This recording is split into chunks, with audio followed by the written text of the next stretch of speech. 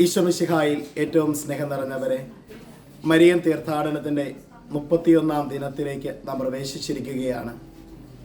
ഇന്ന് നമ്മുടെ വിചിന്തനത്തിനായി നൽകിയിരിക്കുന്ന തിരുവചന ഭാഗം വിശുദ്ധ യോഹന്നാന്റെ സുവിശേഷം 18-ാം അധ്യായം 37-ാം വാക്യമാണ്. വചനം ഇപ്രകാരം നമ്മളോട് പറയുന്നു: ഇതിനു വേണ്ടിയാണ് ഞാൻ ഈ ലോകത്തിലേക്ക് വന്നതും സത്യത്തിന് സാക്ഷ്യം നൽകാൻ. സത്യത്തിൽ നിന്നുള്ളവൻ എൻ്റെ സ്വരം കേൾക്കുന്നു. ഈശോ മിശിഹായിൽ സ്നേഹം നിറഞ്ഞവരെ, വചനം നമ്മോട് പറയുകയാണ്, സത്യാത്മാവ് വരുമ്പോൾ നിങ്ങൾ സത്യത്തിൻ്റെ പൂർണ്ണതയിലേക്ക് നയിക്കപ്പെടും. ഈശോനാഥൻ നമ്മളോട് പറയുകയാണ്, ഞാൻ വഴിയും സത്യവും ജീവനുമാകുന്നു. എന്നെ അനുഗമിക്കുന്നവൻ അന്ധകാരത്തിൽ നടക്കുകയില്ല. നമ്മുടെയൊക്കെ വിശ്വാസ ജീവിതത്തിൽ അനുനിമിഷം സത്യം കാത്തു പരിപാലിച്ച് ജീവിക്കാനായിട്ട് സാധിക്കണം. സത്യത്തിൻ്റെ വഴിയിലൂടെ നാം മുന്നേറുമ്പോൾ മാത്രമാണ് ജീവിതത്തിൽ അനുഗ്രഹം സാധ്യമാകുന്നത്. സത്യത്തെ ഒന്ന് തിരിച്ചറിയാനായിട്ട്, ഞാൻ സത്യമാകുന്നു, എന്നെ അനുഗമിക്കുന്നവൻ ഒരിക്കലും അന്ധകാരത്തിൽ നടക്കുകയില്ല. ദൈവികതയുടെ വചനം ജീവിതത്തോട് സംസാരിക്കുമ്പോൾ ആ ജീവിതത്തിൻ്റെ അർത്ഥത്തെ ഒന്ന് തിരിച്ചറിയുവാനായിട്ട്, ദൈവസ്നേഹത്തിൻ്റെ ആഴങ്ങളിലേക്ക് പരിശുദ്ധ അമ്മ സത്യത്തെ തിരിച്ചറിഞ്ഞുകൊണ്ട് അനുനിമിഷം ജീവിതത്തെ വിശുദ്ധീകരിച്ചുകൊണ്ട് മുന്നേറിയതുപോലെ നമ്മുടെ ജീവിതത്തിലും മുന്നേറാനായിട്ട് നമുക്കോരോരുത്തർക്കും സാധ്യമാകണം. മെജിഗുരയിൽ ഈ സമയം ഈ സ്ഥലത്ത് ആയിരിക്കുമ്പോൾ വളരെയേറെ ഭക്തവസ്തുക്കൾ വാങ്ങിക്കുന്ന ഒരിടത്താണ് നാം ആയിരിക്കുന്നത്. ഒത്തിരിയേറെ വിശുദ്ധീകരണം ഇതുമൂലം അനേകരുടെ ജീവിതത്തിൽ സംഭവിക്കുകയാണ്. പ്രിയമുള്ളവരെ, ഒരു വലിയ വിശുദ്ധീകരണത്തിന് വേണ്ടിയിട്ട് നമ്മുടെ ജീവിതത്തിലും നമുക്ക് ആഗ്രഹിക്കാം.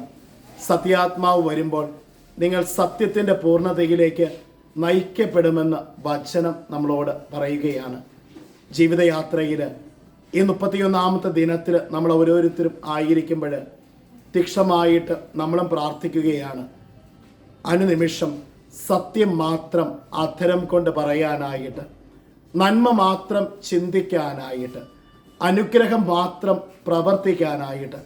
ഇന്നത്തെ ലോകത്തേക്ക് നോക്കിയാൽ നമ്മൾ കാണുകയാണ്, ചെറിയ കാര്യത്തിന് പോലും അസത്യത്തിൻ്റെ അല്ലെങ്കിൽ തിന്മയുടെ ദുരാത്മാവ് ഉള്ളിൽ പ്രവർത്തിച്ചുകൊണ്ട് അതിനനുസരിച്ച് ജീവിക്കുന്നവരെ നമ്മൾ കണ്ടുമുട്ടുകയാണ്.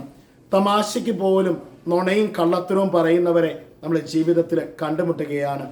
അവിടെയാണ് ഇന്നേ ദിവസം ഈ വചനം നമ്മുടെ മുൻപിലേക്ക് ഒരു വെല്ലുവിളിയായിട്ട് മാറുന്നത്.